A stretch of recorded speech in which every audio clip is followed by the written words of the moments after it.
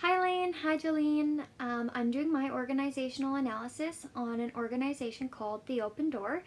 It's an organization that I hold so close to my heart. I did my first year practicum there, and after my wild sister went crazy, they really helped her, so that's amazing. But, anyways, on with the fun stuff.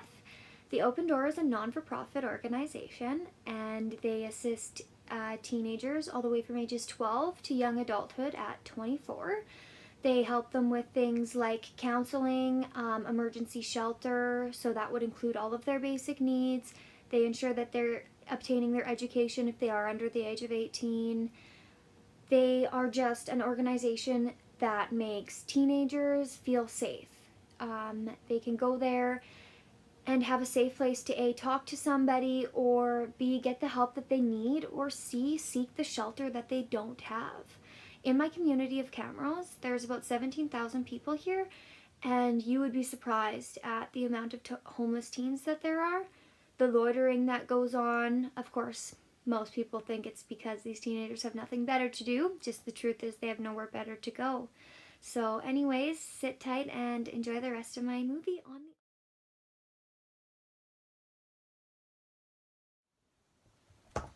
The Open Door uses a bureaucratic management.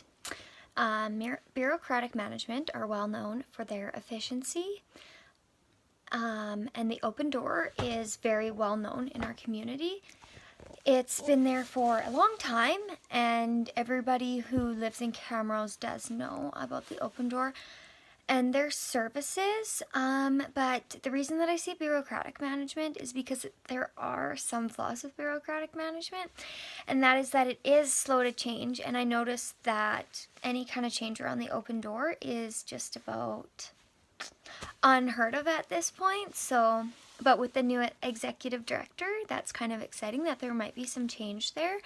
When I did my practicum there, I noticed that there was a lot of my job, your job stuff that, oh, that's not my job, so like, not my problem, right? And I found that that's kind of frustrating because when we're in this kind of work environment, we all need to work together. But it was a very friendly task environment, as crazy as that sounds after what I just said. Because, yeah, the services don't cost much to taxpayers, as most of the Open Door is fundraised for. They have very desirable services that people can see themselves or somebody they know using at one point. And since there is such an epidemic with teen homelessness in Camrose, it is seen as a desirable service. And yeah, they have a legit mission. They want to help teens. So, and that's what they do. They do a great job at that.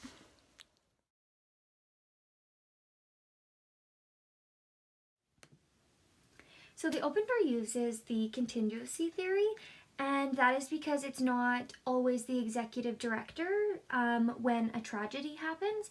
It's pretty neat because when there's a crisis at the shelter or at the main office, who's ever there is able to take the step forward and take charge of the situation. And the good and bad qualities kind of just depend on the leader, so that's pretty neat. And also, changes on the needs of the situation is totally circumstantial at the Open Door.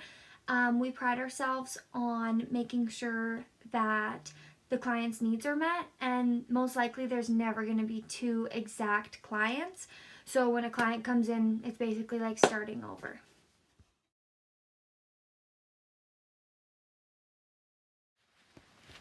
The strengths within the organization, the Open Door, is that the services that they provide to Camrose is actually so needed, and everybody in the community actually knows that because we do have gang issues with younger kids, we have lots of homeless teens, and so the community really comes together in order to see that these are needed services.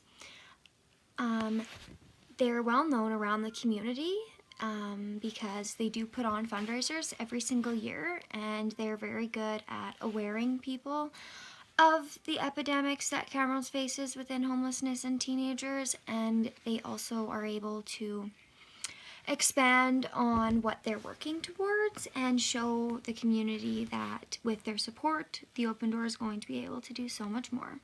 Since they do have a bureaucratic government, they run very efficiently. Everybody has their jobs, They have a friendly task environment, which is great to work in, and since the community sees that it's needed and that there are services that people are able to see them or somebody they know using OnePoint, I just put on a carnival for the Open Door with my community learning service assignments in criminology. And it was fantastic. It was a great event to help put on and help me learn so much, actually. And it made $22,000, which is absolutely fantastic, which kind of ties together with everything being well known in the community, the friendly task environment, and just making sure that it's not tons of tax dollars and that the Open Door also does do fundraising on its own. So we know that every organization can't be perfect, and although I'd like to believe the Open Door is, it's not. And since it uses a bureaucratic management, it is very slow to change. Just for a funny example is that they have their Christmas party at the exact same place every year. Every employee gets one drink ticket and that's it. And there's another little giggle story about it being slow to change, is that one of the staff members actually does not use the soap from there because it makes her skin so dry, and she asked if they could get new or better hydrating soap, and it was an absolutely not kind of a thing, so she gets the soap out of her own pocket, which is pretty funny. But because everybody does have their assigned duties, there is a little bit of an issue with the he said, she said, kind of my job, not my job sort of a thing. So I took out a lot of garbages while I was there, which is totally fine, just part of the learning experience. But those are some of the weaknesses that I noticed and that I am aware of within the Open Door.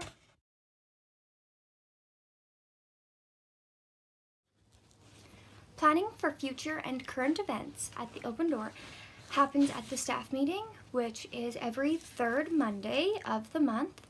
They also have a meeting which is at the main office every day at 4 o'clock before the shelter staff comes in, because the shelter does open at 5 o'clock. I found as a practicum student there that the initial meetings at 4 o'clock every single day between the outreach staff and the office staff was the most beneficial time to be there and to learn about the clients and learn about the organization. When I planned the carnival event, I actually had personal meetings with the executive director and the case manager, as it was us three who planned it. And so sometimes we would have those individual meetings, but basically the planning is at the staff meetings and the meetings every day at 4, and then scheduled upon needed with whoever is needed.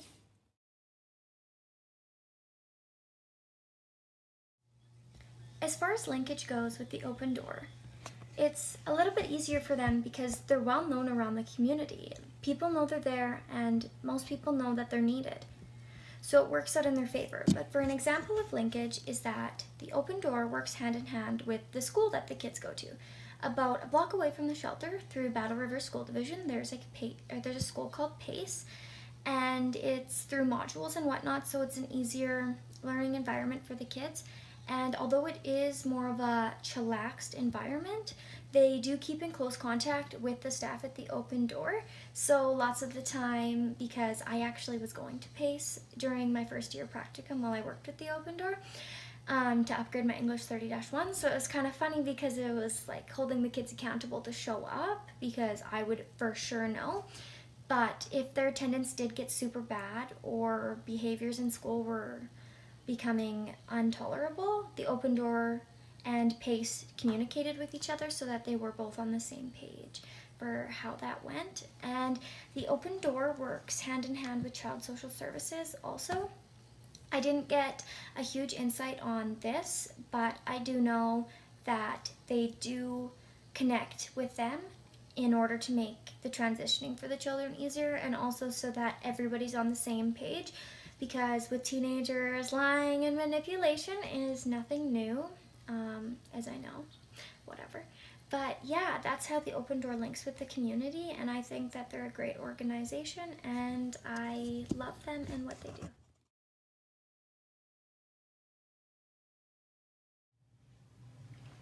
The Open Door is flexible in some aspect, as no client is the same, but there are some rules that cannot be broken.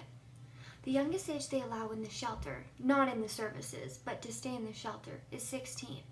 And I had personally known this young boy who was in and out of different homes, and he'd actually come to me because he had become homeless, but he was 15.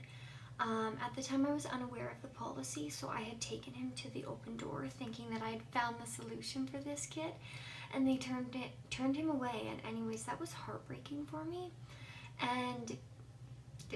But some rules are not flexible, right? So in some assets they are able to be flexible in order to meet every client's needs, but in some ways policies are policies, right?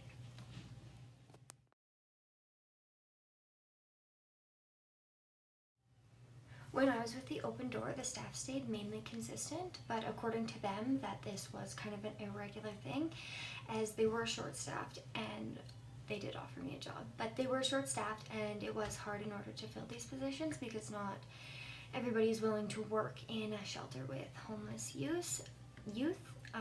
There's a broad form of leadership at the Open Door. It comes from every level, from all the way from support staff to the executive director, and everyone in between. When the staff meetings take place at the Open Door, they do secret compliments, which I thought was a really neat way to keep the workers motivated. Everybody at the table gets a piece of paper, and then everybody writes a compliment to everyone around the table. It's anonymous, and it was just a great way for me when I was there to know that I was doing a good job, and it kind of gave me the motivation to keep doing a good job. So I thought that was a great touch.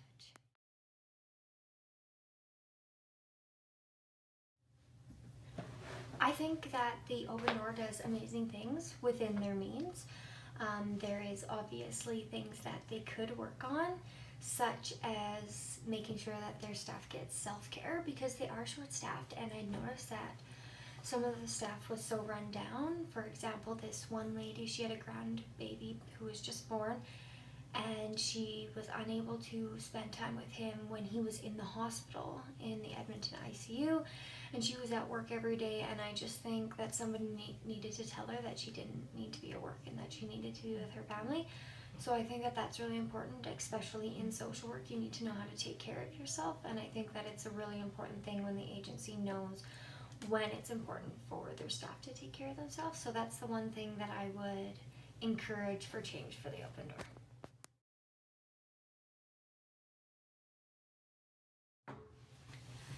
My additional comments about the Open Door is that I think that they're amazing. Obviously, as you've got from this video, they are bureaucratic, so they are slow to change, as I've mentioned, but I love it, and it's given me a new career outlook. I never wanted to work with those bratty teenagers, and now I'm like, wow, I need to help every bratty teenager. So kind of crazy how that works out, but I think that this agency does a fantastic job with its funding, its fundraisers.